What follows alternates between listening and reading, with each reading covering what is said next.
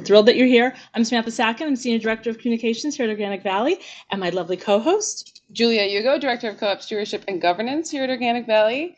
And I feel like Samantha's actually in charge here. So it'll be a lot of fun.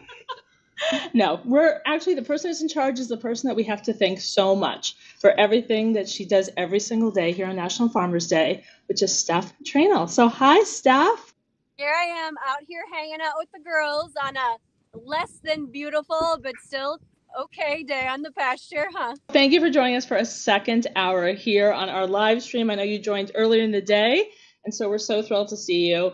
And so thrilled to see you with, I'd like to call this the all-girl live stream right now. Because and on green grass, too. I mean, that's a perk of I know it's raining, and I know it's a little blustery, but here in Wisconsin, we're feeling great about the green, seeing all of that there. No, that's a good point, Julia. It's been a fairly dry year, so we're happy to have the rain. And even though most of our crops have been harvested for this growing season, the soil will act as kind of a bank, and it'll take that moisture and it'll hold that moisture, which we will use next year for our growing season. And as a bonus, as farmers, we actually really enjoy rainy days because that means maybe we get a little bit of a break and we can catch up on some of our other inside work as well. Steph, I love that you brought up soil. Will you talk a little bit about why the soil makes such a difference? Because I think it's something that I've just learned about recently, and I think it made such a difference to understand why organic is so different than other type of farming. Absolutely. So actually, it all starts with the soil, right? The soil is what's needed to feed and grow these beautiful greens that our cows enjoy and then turn into the delicious and nutritious products that we enjoy at Organic Valley, our milk, our butters, our yogurt, cheese. But also it also feeds and grows the crops that we utilize every year. So here at Organic Valley, us farmers are very concerned about soil health. We farm in a way that works with Mother Nature.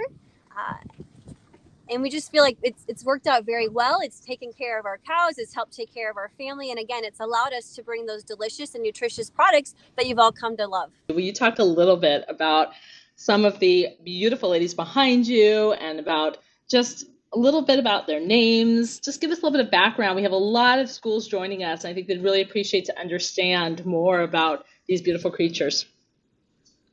Absolutely, Sam. So first off, let me just say hello to all of the students. We're happy to have you. Please ask questions. Some of the cows here, we have Bella. She was in my neck, in my hair. She's very friendly, very nosy. You can see we have a variety of cows here as far as the colors. We do milk several breeds. The little black ones here are our Hojos, or our Holstein Jersey crosses. We have some traditional, when you think of cows on grass, the big black and white Holstein. Right here's one. We have some beautiful Jersey crosses here, some full jerseys. In the back there, we have a Swisser. Those are actually my favorite. In fact, 1 year from my birthday, the cousins we farm with surprised me with an entire trailer load of brown Swisses. So, I mean, how could you beat that for a birthday present, right? Love it.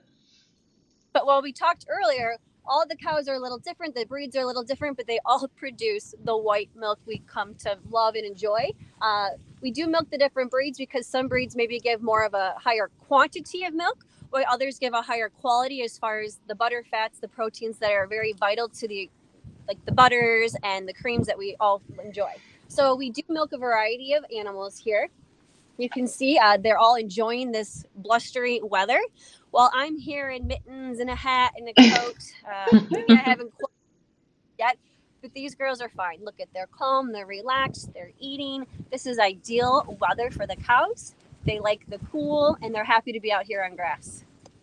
We have a couple questions from Heather Brown's high school class.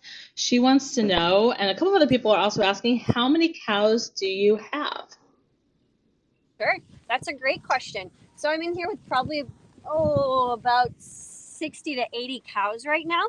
But our family, we milk about 550 cows. That sounds like a lot at first, but I'd like to say we have 7 families that choose to farm together. So instead of having 7 smaller herds, we just choose to milk 1 herd together. And that's probably the biggest contrast between our generation and the previous generation. They had smaller herds. They did every milking individually. this way we're having a better work-life balance. So if we want to sneak away to a kid's t-ball game, soccer game, there's always someone in the family who's available to help. So that's really been a huge benefit, change for our family. It's working really well. That's really, really great. And I think that that's a really interesting piece of how this interesting story for your family in particular.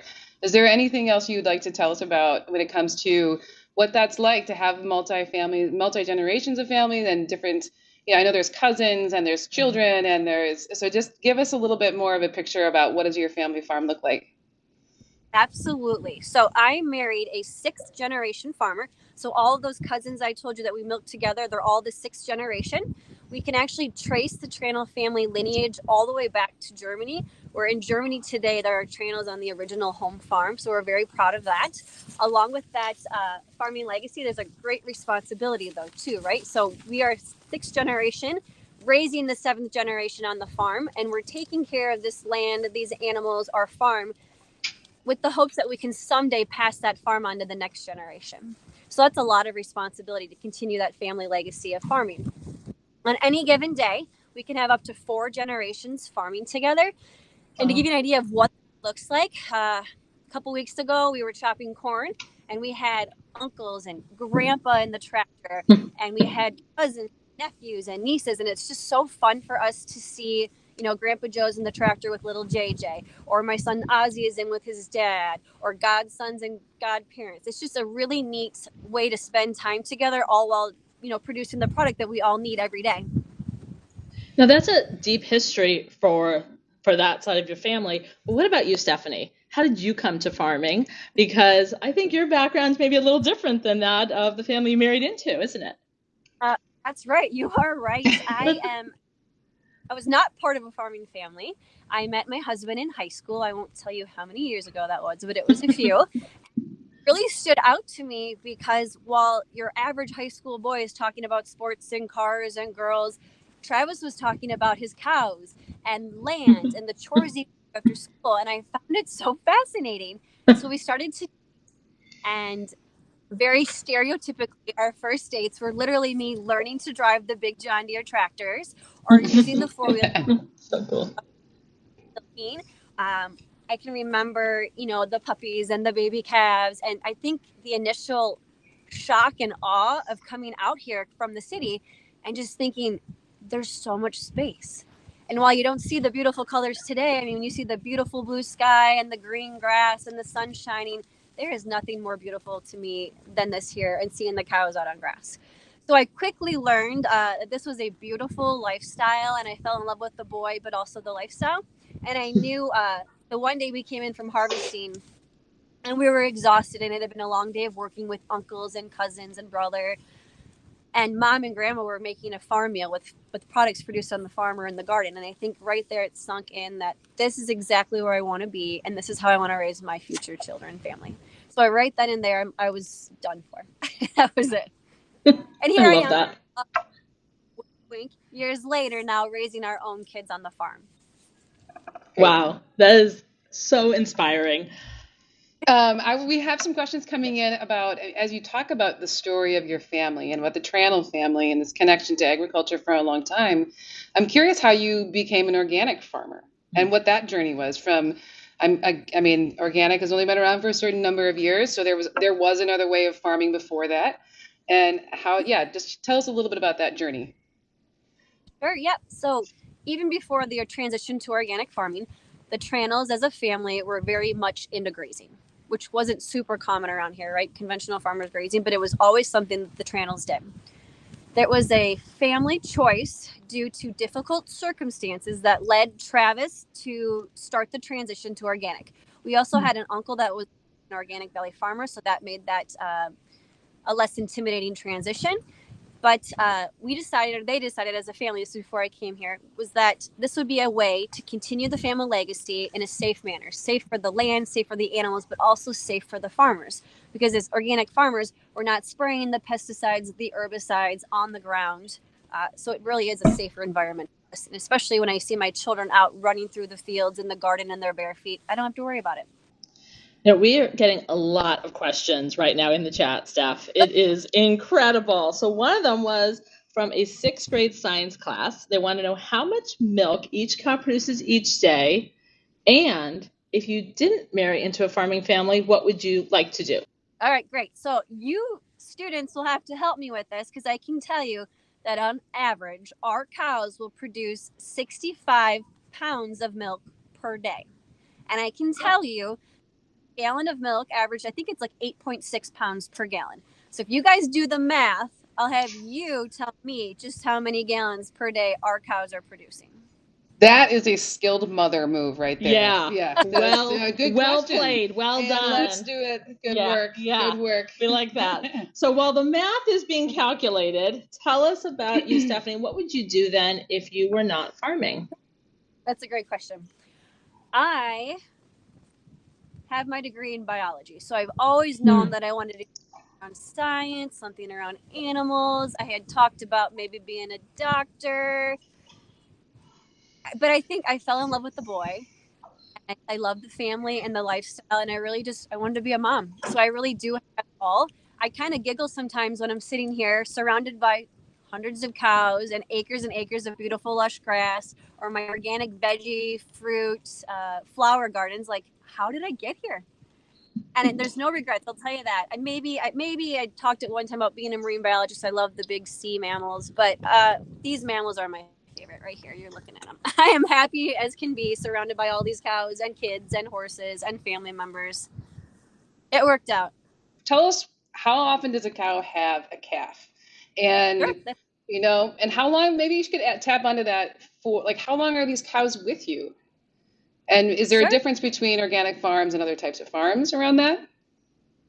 All good questions, Julia. So we have cows born on the farm year round. And usually that cow will join our milking herd around 2 years of age. So when she has her first calf, she will produce milk, and then she will become one of our milking herd members. She will then have a calf about every year, roughly. If things go well, every year she'll have a calf. And because we don't push our cows in production or reproduction, the longevity of the cows in an organic herd is much better than like the average conventional herd. So some of our cows are 8, 10 years old. I'd mentioned Agnes earlier. And if you look at like the web advert for the live stream here, and my face is right there, but Agnes is behind me. She's that beautiful little Jersey with the white heart on her face. So she's on her 6th lactation, which means she's about 8 years old already. And she's kind of the celebrity cow on the farm. She's in a lot of movie stuff. We're really had a lot of fun with her. She always seems to find the camera. But I would say on average, our cows are, but we have some older cows, 8, 10, 12. What about other animals you have on the farm? Can you tell us a little bit more about who else is on the farm with you? Yeah, and that Agnes, she really is just hogging the camera there behind you. Yeah, she's now she knows we're talking about her. She's moving out of the picture. She's like, I was ready for my close-up, but you all passed me up, so I'm moving on. Yeah. So we have, my husband would say, too many farm cats. The kids would probably otherwise. So we have the cute little barn kitties running around. We have a family dog. We have 4 horses who we are slowly learning to utilize on the farm. I hope to do that a little bit more, just to get everybody else on board with them. But they've been pretty supportive overall, because traditionally dairy farmers and horses do not get along that well. We also have, just because we're where we are in the pasture here, I was said earlier, Kendra and I were actually watching 4 bald eagles play in the nearby paddock. That's cool. So we go outside, we can see eagles. We will see the occasional fox, badger, raccoon, skunk, turkeys every once in a while. I think I've been here almost 22 years, and I've seen 1 deer on the farm. We don't have a lot of trees, wooded areas. Bunnies. I don't know. It's really neat. Oh, we have turkey vultures. We see all kinds of birds in the pasture. We see a lot of the pollinators, the butterflies, the moths. So I think no matter where you look, you'll see a handful of species. And that's also something I really like about the farming with my love of science and animals. It really is a good fit for me. What are the things that you think that everyone who's tuning into the live stream would be surprised to know about? Like, for example, do you do much with technology? Is that part of farm life? How do you use that in what you do every day? Or is it pretty much the same as it's always been for the last, 25, 30, 50 years? That's a really good question. I think people would be surprised to hear that farming is kind of like a business, right? You need to be efficient. You need to kind of evolve as times change. And one of those evolving would be technology. So to give you an example here, if Kendra looks at this beautiful cow here, show her your ear. Do you see that pretty little orange earring or ear tag? That's actually what we would call like a Fitbit. So if all the kids that are in school, if like moms and dads, your Apple Watches kind of track your movements. So these earrings here help us track how often she's moving around. You see she's chewing her cud here. It helps us track how much she's eating by monitoring her jaw movement. It also looks at like body temperature, and what we're looking for is a break in a pattern. So that's keeping track of all of this data that then allows us to analyze that. If there is something that changes drastically, it'll alert us and say, hey, her pattern's off. Maybe she's not moving so much. Or on the other end, her temperature is right now for breeding. So that helps us that way as well. So we get a lot of information just from those little earrings that those girls are wearing that helps us keep them comfortable, healthy, safe. Another example of technology that we use, I'll show you here, is that we have radios now. So obviously we all have cell phones, and we thought that was pretty cool. But these radios give access to anybody else. Let me give you an example here. 3. Hey Josh, do you copy? Yeah, guess what I'm doing? I don't know. You tell us. You say hello to everyone live streaming with us from all across the country. I can't understand what you're saying, but I'm changing out those cow managers right now. So Josh is actually working on some of those Fitbits and the cows right now that we just talked about. So there you go, technology. These radios have really helped us to be more efficient.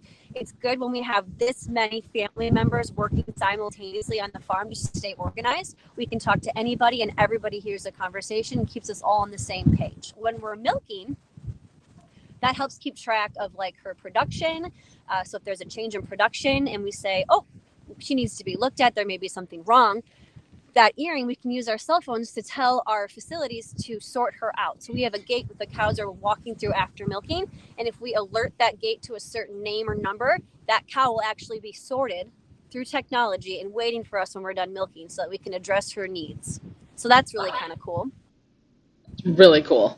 I feel really great too, because I'm gonna go home and tell my 13-year-old that she doesn't need a cell phone, she just needs a walkie-talkie, and it's gonna be really helpful for my family. So I this would is like that. this is really gonna this is great. We have a 6th grader in Portland, Oregon. Virgil, hello. And Virgil has lots of questions. So we're gonna do some rapid fire. We'll do one question at a time. First of all, do you make cheese on the farm? We do not. We have not. I'm not opposed to that. We're just busy with what we're doing right now. Very good. Next question from Virgil. Virgil likes goats. Do you have goats? I like goats too, but unfortunately I'm not allowed to get any goats yet. But I'll keep working on it. Maybe someday. Next birthday. Next birthday. Yeah. Next live stream. Next question from Virgil. So we have three more. Are cow noses wet? They are. They are wet and a little rough. Yeah. All right. You want to do the next one? Oh yeah, for sure. The next question is even better than the other ones before this, which is, do you have llamas? Oh, no llama. No. Not yet. Next birthday. I think they spit, right? And they're pretty good size. No llamas. And then we might even know the answer to this, but we're going to ask anyway. Who is your favorite cow? Agnes. Agnes. She's my favorite. She is full of spunk and personality. And she's at 8 years old, roughly. So she's been a good girl, good contributor. Yep. So, Steph, from the view that we have right here, all of your cows have disappeared. Where have those cows gone? They are right here. There they are. They're done. They're out of here. Kind of timing out. Yeah, I think they're moving on to greener pasture, so to say. But they're bored with me now. I've been out there for a while, and they're okay now. But that's great. So one of the perks is that they can move around. You're out on pasture. These animals are not confined. They have the freedom to move when they want to move. Absolutely. So our farm is designed, we actually have 160 acres of permanent pasture out here for our cows. Unless the weather is awful or it's really hot, they're out here on fresh grass. And those paddocks are actually further divided into smaller sections because we want to very intentionally manage these pastures. But as you can see here, they're pretty lush yet, pretty thick. Even with the dry year that we've had, Josh, one of the cousins, has done a superb job of managing our pastures. And that means we give our cows smaller breaks more often so that they are utilizing and not wasting this amazing grass out here. And while we're talking about the grass, we intentionally plant 10 to 12 species of grasses and legumes because we want to give our cows that variety. Just like all you guys sitting in school right now, you don't want to eat the same thing every day, right? So these girls have the ability to come out here and choose what they want to eat. We have red and white, crimson clover, alfalfa, timothy, fescue, brome, grasses, all kinds of good stuff, and they're able to kind of pick and choose what they like. And also, because of the diversity of grasses and legumes we grow, we've been able to extend our grazing season from mid-April all the way until, well, weather permitting. Last year, I think we had some heifers out here up until Christmas Day even. So what do you do after that? What happens when the weather isn't great? That's a good question. So here in Wisconsin, you can see I'm a wee bit cold. It's not even that cold out here. But we have about 5.5 months for growing season. And we work very hard to put up enough feed to be able to feed all of these girls all winter when they can't be out because we're covered in like 2 feet of snow, right? Wisconsin winters. So we store all that feed and they have beautiful areas which are sheltered, warm, and happy. And they get all the feed so they go without, they have everything they need. They're happy as a clam. Even if it's, negative 40 below and we're out here in coveralls and hats and mittens and scarves. They're just fine. So when a cow does get sick, though, and I'm sure that happens, what is your process for taking care of that animal? Absolutely. So I will say it does happen, right? We have cows that get sick, but being organic very heavily on the preventative care, right? And a big part of that would be like pasture. These girls are out exercising, moving. That movement keeps their feet healthier. They're out here in the fresh air. That keeps them healthy as well. We're not pushing them productively or reproductively. So a lot of it's we do ahead of time before they get sick. Now, if they do get sick, we have some organic methods we can use. But if the worst happens and she needs something different to survive, we will absolutely take care of her needs, and then she's no longer part of our organic herd. We'll sell her to a conventional neighbor or send her to a different farm. For those of you that might just be joining us, it is National Farmers Day, and today we are celebrating with Steph Tranel. Thank you, Steph, for everything that you do. And we are about a little bit more than halfway through the world's biggest small farm live stream. So Steph is in Wisconsin, and I'm Samantha. And I'm Julia. And we are just so excited to be here today and get to know Steph better and learn all about farming. So do you have a question for Steph? Yeah, Steph, there's something so wonderful about being part of, really in community with fellow farmers. And I'm curious if you want to talk a little bit about what is the farming community that you're a part of, and that maybe that's local or maybe that's national, maybe that's international, but how do you connect with other farmers? Absolutely. So I had mentioned earlier in the live stream this morning that in our little area right here, we have 5 Organic Valley farms within sight. So that is really cool to have so many of the same like-minded farmers close by. Of course, for if something goes wrong or we need extra help harvesting, we have neighbors and friends very close by. As a bigger picture, we're 1,600 small family farms that make up the Organic Valley Co-op, and that's been amazing as well. The part of that balance would be we have the farmers on one side and the Organic Valley staff on the other. And I kind of mentioned this earlier when we were talking about the transition to organic, but just having such a dedicated, loyal, great staff at Organic Valley has really helped us farmers to be able to continue to do what we want to do. They have vets on staff if there's questions, or when we had transitioned all those years ago, just the logistics of making it happen and become a reality. So I think it's really special to be surrounded by, one, such a big family that thinks and works together so well, and 2, neighbors that choose to farm in a method that's so similar to our own, because we can learn from each other and lift each other up when there's extra help needed.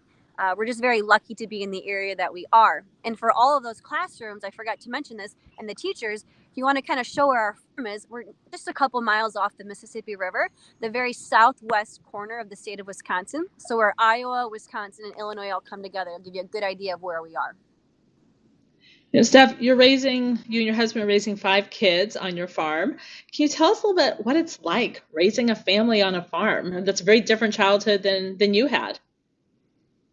Yeah, you're right. It is. We have 5 children, ages 7, 9, 11, 13, and almost 15. So it's busy, chaotic, and so much fun. Every kid, just like our cow, different personalities. So our oldest Evie is very much into the animal side of the farm. She follows the vet around when it's time for herd checks. She loves to move the heifers and the steers. She just very much would like to be maybe a vet someday, deal with the animals. My second daughter is kind of in the middle. She'll help with the animals, whether that's feeding calves or attending to the horses. She also likes some of the cropping in the tractor. My little boy, I have 1 son and 4 girls. He very much is excited by the big John tractors, like any young man would be. And he has actually stepped up quite a bit this last season, has been running and operating the equipment himself. So that was a very proud day for my husband and for myself to be able to large square bale. So it's a big tractor, and we take our alfalfa, our hay, and they turn that, or sedan grass, whatever it may be, into large square bales. I'm sure you've seen them in the pictures, the big square bales. We're both operating the tractor and a baler side by side, doing some custom work. So that was really cool. We had a lot of fun with that, the 6th generation farming together side by side. So he loves all that. And actually, Ozzy rolled. This was a cornfield behind me on the other side of the pasture. You can see how beautiful green it is now. That's our winter triticale, which is a fall cover crop. That went in probably 3 weeks, maybe a month. I can't quite remember. But you can see how beautiful that coverage is there. So Ozzy must have done a real good job of rolling that. Good job, Ozzy boy. But they all have an area where they're really interested in and they can contribute. My younger 2 daughters, 7 and 9, they take care of the farm cats. They help with the horses. Every once in a while, they'll go check on the new baby bottle calves. They're just kind of learning the ropes and kind of seeing what interests them yet. But as a whole, I think raising kids on a farm has been such a valuable experience. I wouldn't trade it for anything. Our kids are learning the importance of time management, how to juggle all the activities that we're doing, the responsibility that comes with caring for a new animal and taking care of that animal as it grows. And that's something that's even more rewarding to me, I think, is seeing our kids develop those relationships with our animals. On top of that, we're very lucky to work with so many family members. So kids are getting to know second cousins who are more like first cousins because they work together so closely. All the uncles and the aunts and grandpa. That's been really special too, building those relationships and watching them grow. Our kids are always busy, and another thing that's kind of fun is there's a lot of fun to be had on the farm. I know it seems like a lot of work. These kids are learning to drive the 4-wheeler and the UTV and the tractors, and they get to milk the cows, and they get to play with the baby calves, and they get to ride the horses. And as you can imagine out here, we get to play a mean game of hide. We have acres and acres and buildings to have. So it's, right? There's always something to do, always some fun to be had, and we make the most of it. That's great. I have a quick technical question here. I grew up on a family farm, and when I was a kid, every single farm cat was orange and white. Do you have only orange and white farm cats? But you know what I'm talking about. Kendra was giving me teasing me a bit because we have quite a few farm cats. So I almost should have offered some up as maybe giveaways, adopt a cat from the Tranel farm. But they're beautiful, calico. We have a black cat, right now. They're just beautiful, and they kind of come and go, and the males wander off. But no, we have a beautiful variety. Yes. Well, here's a fun one. What's it feel like to be licked by a cow? Yeah. It's rougher than you would think. Their tongues are kind of dry and they're kind of rough. So it's like sandpapery, right? It's not what you think it would be like. That's that one. But okay. Before you had asked about the wildlife on the farm, right? And I forgot the field trips. The schools that are joining us might get a kick out of this. Oh, it was probably last spring or fall? I can't remember. But if you guys could Google Bruno, Bruno, Bruno the bear, there was this black bear, like a young juvenile male, that traveled from like Minnesota all the way down to Arkansas. And along the way, Bruno made an appearance on this farm. And we like never black bears on the farm, right? So it was a really cool experience. And I can remember we were out here in the side by side because how often does like a 350-pound bear come through? And I remember being nervous for the girls, right? Because this is a big animal. And Bruno walked through the pasture, and the girls didn't even bother to get up. They just kind of looked at him, and then went back to chewing their cud. They didn't even care. And so that was, and we've got, footage of him going right through the fence and onto the road. But if you Google that, guys, in your classrooms, you can see he's got quite the story. That was really cool. That's great. That is so fun. Well, we want to give a big shout out to Mrs. Ware's 4K class in Watertown, Wisconsin. Thanks for visiting. We're so glad that you're here. We have another question. Speaking of cows, what's the weirdest cow story you have? It's a good one. The weirdest cow story. How about this? How about unique and rare? I'll give you that. Okay, we'll take that. That's good. I think that will work. All right.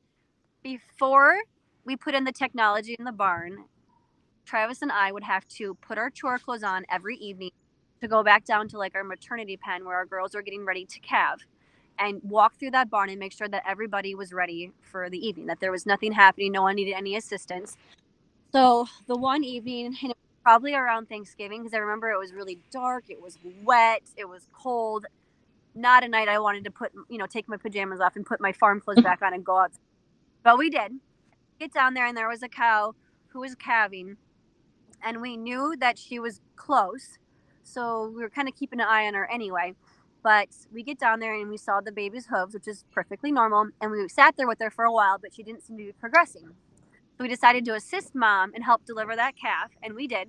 And the calf was beautiful, looked wonderful. Mom looked good, and as we were tending to the baby on the ground, we stood up to check on Mom, and there was another set of hooves from Mom. We thought, wow, twins, that's kind of cool, and what a good thing we came down to check on Mom and baby. So we helped deliver the second set, or the second twin, and baby looked great, Mom looked great, got baby assisted, everything was fine. We turned back to Mom, and there was a third set of hooves. Wow. So, that was wild, and that was the only time I've ever seen that. We assisted with the third baby. Everyone looked great. Everyone was healthy, so that was amazing. And just for fun, then I Googled, like, what are the odds of a triplet birth? And it was like 1 in 105,000 births. So that was just probably one experience. And especially grateful to have, thankful that all 3 of the babies were healthy and Mom did well, because that's, tough to carry triplets. Mama? That cow knows that your favorite's Agnes and not her. I can sense it. Yeah. But she still wants to get in there. She's like, I'm going to get into frame before Agnes does. So how many, another question that came in is what is the limit on the number of cows you can keep on your farm so that you give each of your cows their proper treatment and care? That's an interesting question. I would say we're nowhere near that yet. Because we have so many family members actively involved, while it sounds like 500 cows is a lot, these cows are giving the best care. So we're nowhere near that number. I couldn't even tell you, because as right now, I think we're kind of holding steady where we are as far as herd size. But these cows have access to lush green pasture, fresh water. When they cannot be outside, their barn, their shelter, it was designed with cow comfort in mind. And by that, I mean we bed them on sand. As farmers, we hate sand. It's expensive, it's heavy, it's equipment, but the cows like it, so the cows get it. Another example of cow comfort would be the fans in the barn. We have multiple fans in the barn that keep that air moving with ventilation. We also have curtains that line the walls of the barn, and we can set a thermostat on the phone, so those curtains are an automatic open and shut depending on what the temperature is. So those cows, and we have sprinklers too. On a warm day, it's too hot to be out in the sun in the pasture. Those cows are inside, relaxing, eating their food, and they're also being sprinkled with cool water. So these cows want for nothing. Another fun fact is that these 100% organic feed. They have their own nutritionalist, which means they eat better than I do, quite frankly, because I don't have anyone telling me you should eat this and this would make you feel better and do all this. I don't get that, right? I'm lucky if I get 3 meals a day, because we're usually out here running around doing stuff. So these girls are spoiled, but they're part of our family. So of course we're going to take care of them, right? And in return, they provide us with that delicious, nutritious milk and butter and yogurt and cheese that we've all come to love and enjoy. And Steph, it looks like you have a little bit of wind, so we're going to ask you to stand a little closer maybe to the camera so we can hear you. Fabulous. Thank you. Can you tell us, how do you come up with the cows' names? Like Agnes is a classic name. So is there there must be a method to the way you all come up with your names. I love human names on animals. I know that's silly, but that's part of it. Like my dog is George. But my kids are very good at naming cows. So I'd mentioned this earlier. My two oldest daughters are now 13 and almost 15. But when they were younger and really excited about naming the new babies, we had a wave of Disney princesses running around, right? I mean, Jasmine, like all of them.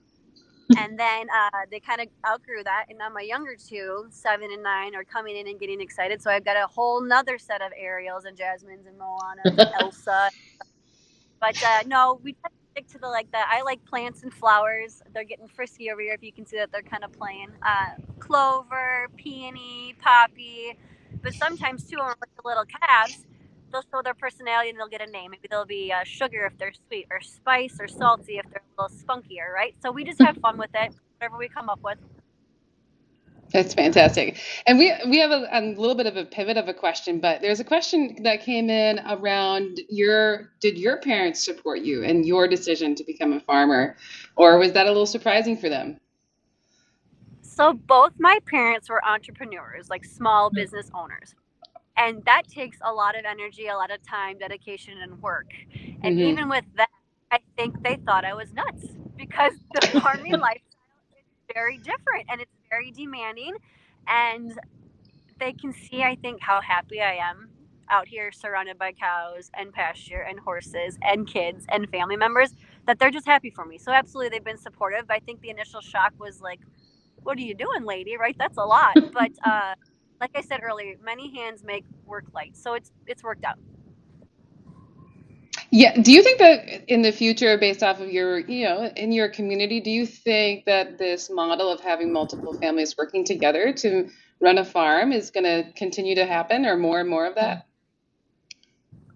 I think so. I can tell you it's really helped our family in a sense that we have that work-life balance, right? Which makes farming a lot more attractive to younger generations. I mean, the previous generations, you could talk to them, well, I've milked my cows the last 1,000 milkings in a row, or whatever it may be. They have some number that just blows your mind, because they would not even let anybody else milk their cows, right? But when you bring in the 7 cousins, we can take turns, we can get things done, and we're comfortable knowing that when we're not there, those cows are being taken care of just as good as if we were there taking care of them ourselves. So that's been a huge shift. I also think that, access to land and things are very expensive. So this is a different model that makes it more realistic for families to get involved in farming.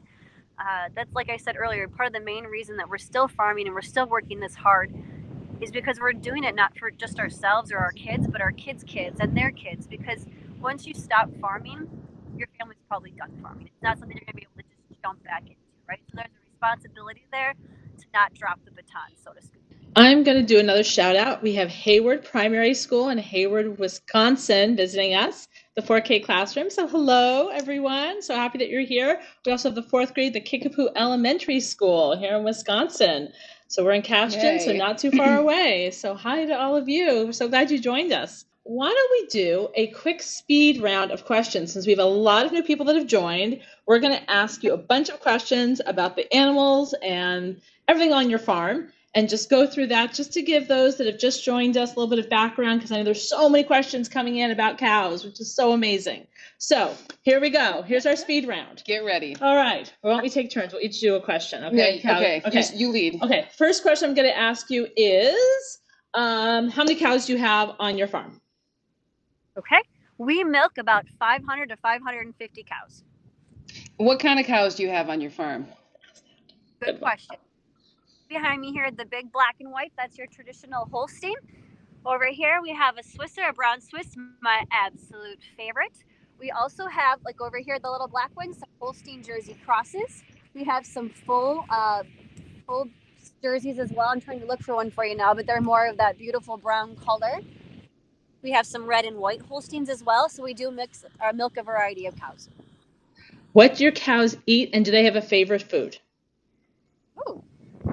That's good. So cows eat the pasture grass. We also grow the hay, corn, sedan, the wheat, the barley, but I think they like the sweets, right? So an example here is when we feed the cows inside, when we have to be inside, we have to mix their feed together so that every bite is uniform. Because if we leave the grain on top or the good stuff, they'll pick through it like little toddlers do, right? They'll just take the good stuff out, the rest. So we actually mix it up for them and kind of fool them so they get everything good in one bite. We just had a bald eagle go right by us on the farm here. That's kind of talking about wildlife.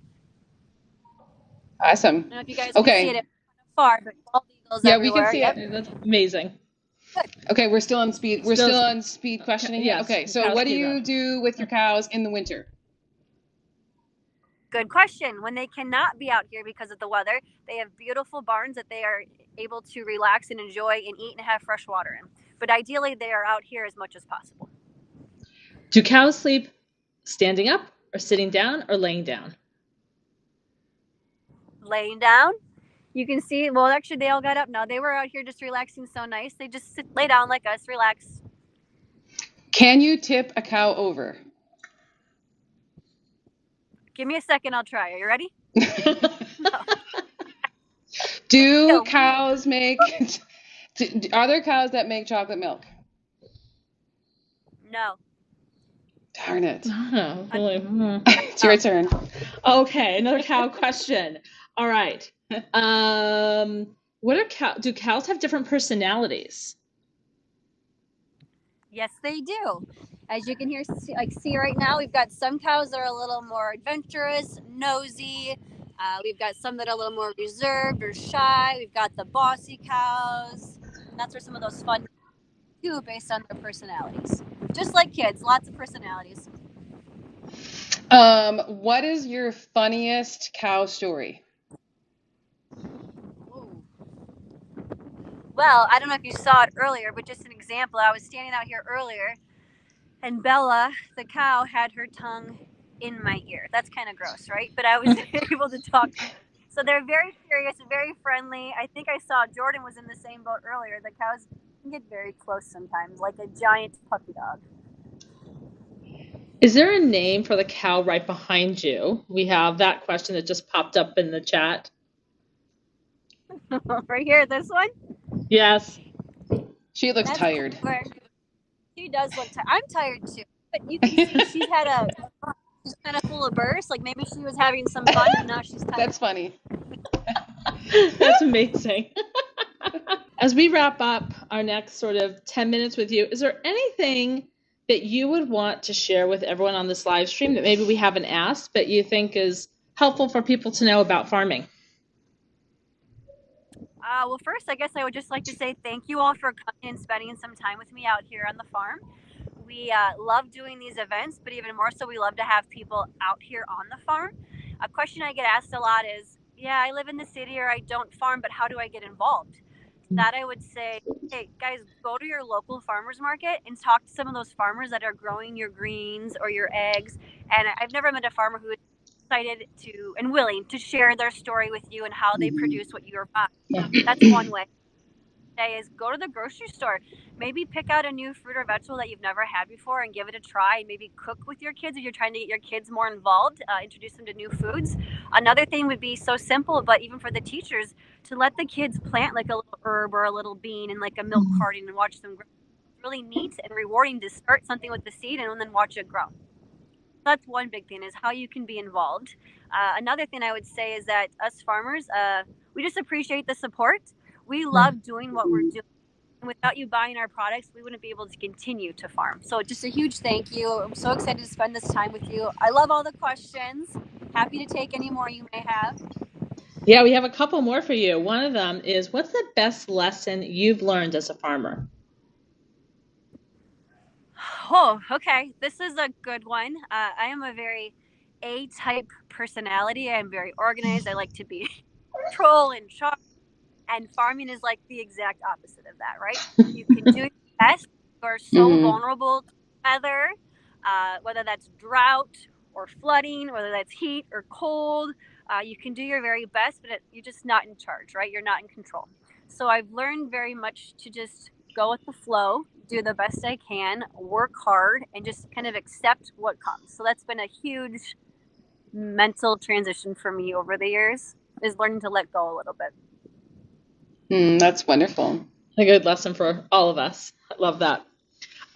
You talked a little bit about the food and where people can go to get started, but what about foods for you and your family? Do you have a favorite Organic Valley product? Yes, with 5 kids and feeding the farm crew, I do a lot of baking and cooking. So I love our sweet cream butter because I use a lot of butter. All that. I told you earlier, but it still floors me.